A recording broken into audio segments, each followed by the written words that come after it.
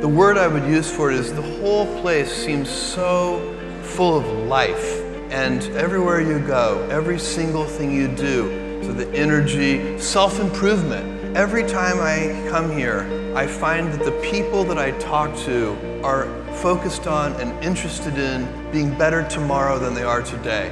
Everybody here seems to be focused on self-improvement. So no, I did not predict that. And actually, I think if anybody had predicted that, they would have needed to be immediately institutionalized in a mental facility because it's not a normal thing to have happen. So it's been a very fun journey for me. And by the way, I still tap dance into work. I'm having so much fun. Well, it's so funny. So when I was a kid, I went through so many stages of doing, I think when I was in first grade, so how old are you in first grade? You're like 6 or 7 in first grade. I wanted to be an archaeologist. And that was pre-Indiana Jones. And then I wanted to be many different things, but ultimately I really wanted to be a physicist. And I went to college to study physics, and I realized halfway through I was never going to be a great physicist. And so I started studying computer science. And computer science I really fell in love with, and it became a real passion of mine. And that's how I ended up doing Amazon. We try to sell everything that anyone might want to buy, and we're trying to make it as convenient as possible for people. You know, in the early 21st century, we're all busy.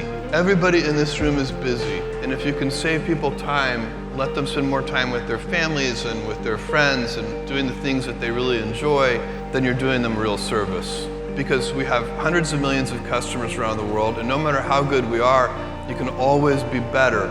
But you need to find the root cause. What went wrong deep inside the system? How did this happen? Because then you can fix it for everyone so that particular problem will never happen again. You don't just fix the symptom, you have to fix the root cause. And that's been the secret to our operational success for 20 years. I think if you look at the very best things in the world, they do both. And I think this is a golden age of television. So when you look at, TV series today, the really good TV series are, in terms of quality, they're as good as the very best movies have ever been.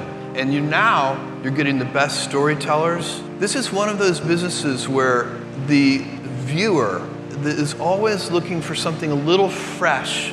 And so you can never find a formula, because as soon as you find a formula, it's not fresh anymore. They're always looking for something a little new. So it really takes human ingenuity. It takes people. The storytellers have to be in touch with the zeitgeist. I want us to be known as the most talent-friendly studio in the world. And the reason you need to do that is because at the end of the day, it is the talent that makes those stories. Storytelling is the oldest thing that humans do. We've been doing it for thousands and thousands of years. Long before there was written language, before there was any medium to convey it, people sat around and they told each other stories. And it's how we teach each other things. And we learn from stories. We learn from fiction. We learn from fiction because we get to live an alternate life. So it can be fun, it can be action, it can be funny, it can be comedy, but the very best things take those elements and teach a little something. There's something in there that you walk away with and you're inspired by it. And it doesn't matter if it's drama, comedy, anything, you're gonna walk away with something.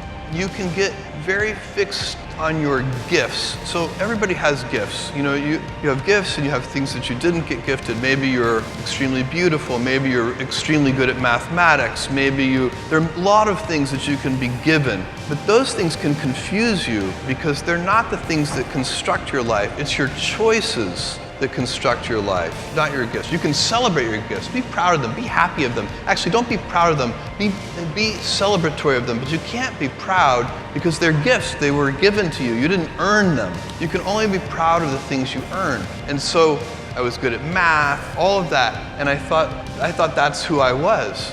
But it's not true. Those are the things that are gifts. What was hard for me is deciding to work hard, deciding to use my gifts in certain ways, to challenge myself, to do things that I didn't think I could do, to put myself in uncomfortable situations. We all I would say to a young person, you can choose a life of ease and comfort, or you can choose a life of service and adventure. Which one of those, when you're 90 years old, are you going to be more proud of? Thank you.